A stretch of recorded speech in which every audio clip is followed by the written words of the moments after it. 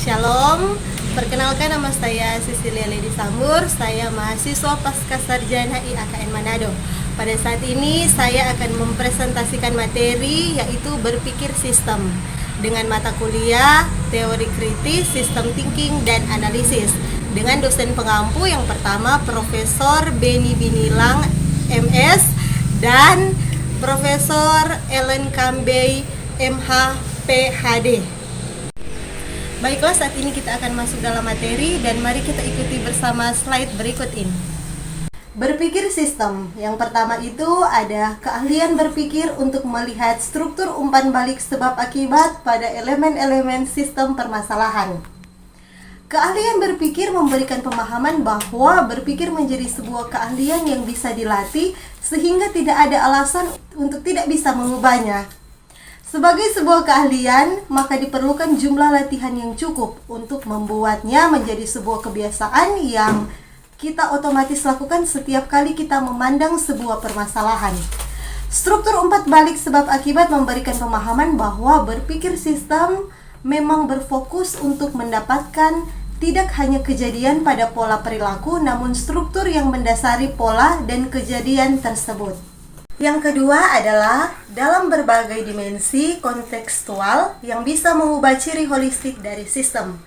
Struktur umpan balik yang ingin dipahami harus dipahami dalam konteksnya dengan tidak terjebak pada aspek detail apa saja, namun juga memperhatikan aspek umum yang berkembang dari interaksi dan aspek detail. Yang ketiga, dengan sebuah proses yang interaktif dan interaktif. Salah satu konsekuensi logis dari pencarian struktur, konteks, dan pendekatan holistik adalah sebuah proses yang tidak linear.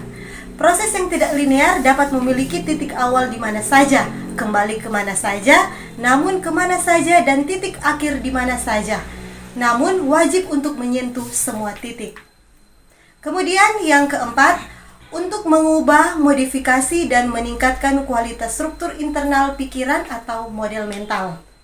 Tujuan proses berpikir sistem adalah untuk menyiapkan diri kita ketika kita menghadapi permasalahan yang kompleks dengan baik dan lebih baik. Hal ini bisa dilakukan dengan membangun dengan baik pula sebuah mental model baru kita ketika kita menghadapi masalah yang baru. Masalah yang sama bisa kita selesaikan dengan lebih baik dengan modifikasi dan meningkatkan kualitas mental model lama kita. Dan yang kelima, melalui serangkaian pertanyaan dialogis, reflektif yang berbasis pada ciri-ciri sistem sebagai alat bantunya. Jika kita berpikir bahwa mencari jawaban atas pertanyaan ke diri sendiri, maka untuk berpikir sistem perlu dirangkaikan pertanyaan yang berbasis kepada ciri-ciri sistem, yaitu debatik. Jawaban-jawaban terhadap serangkaian pertanyaan ini yang membuat kita mampu memahami permasalahan secara sistematik. A. Bertanya untuk berpikir sistem. Berpikir sistem berarti adalah serangkaian pertanyaan untuk mengeluarkan ciri sistem dari permasalahan yang dihadapi. Kelompok pertanyaan-pertanyaan ini tentunya berdasarkan ciri-ciri sistem, karena ciri-ciri inilah yang kita butuhkan untuk mendapatkan gambaran sistematik. Jika kita mengacu kembali kepada definisi yang sudah dijelaskan tadi, bahwa ada 5 kelompok pertanyaan untuk berpikir sistem berdasarkan cirinya, yaitu yang pertama, sebuah sistem pasti memiliki satu tujuan. Dan yang kedua, sebuah sistem pasti memiliki variabel atau subsistem yang membangun sistem tersebut melalui sebuah mekanisme keterkaitan tertentu. Dan yang ketiga, sebuah sistem memiliki ciri-ciri menyeluruh yang berbeda dengan ciri-ciri kumpulan komponennya. Dan yang keempat, sebuah sistem selalu dalam keterbukaan. Dan yang kelima, sebuah sistem selalu berada dalam kondisi multidimensi. Selanjutnya B, prinsip dan tips manajemen berbasis berpikir sistem. Pada bagian ini kita akan membahas beberapa prinsip dan tips yang bisa didapatkan dengan melakukan eksplorasi debatik. Sangat besar kemungkinan beberapa prinsip dan tips sudah Anda pegang selama ini dan Anda menyadari bahwa itu adalah perwujudan dari berpikir sistem. Yang pertama, ada investigasi tujuan, beragam, perbedaan, dan berubah, yaitu pentingnya visi dan tujuan bersama. Ketika kita mendiskusikan dengan berbagai aktor di berbagai organisasi, maka diagnosa penting yang kita lakukan adalah apakah setiap aktor di suatu organisasi mengerti dan memiliki kesamaan persepsi terhadap tujuan organisasi. Bukan saja mampu menyebutkan visi dan misi bahkan tujuannya saja, namun apakah mereka menyadari yang sedang dilakukan adalah mendukung pencapaian suatu organisasi tersebut. Yang kedua, tidak ada hal yang maksimal, yang ada adalah optimal. Perubahan memang membuat tujuan yang kita raih tidak mungkin ada yang maksimal, namun ada juga yang optimal. Kemudian yang B, cari dan pahami batasan, yaitu adalah pandanglah batasan sebagai kesempatan. Dalam sistem terbuka, batasan tidak hanya memiliki makna batas, namun juga makna adanya interaksi antara sistem dan lingkungannya.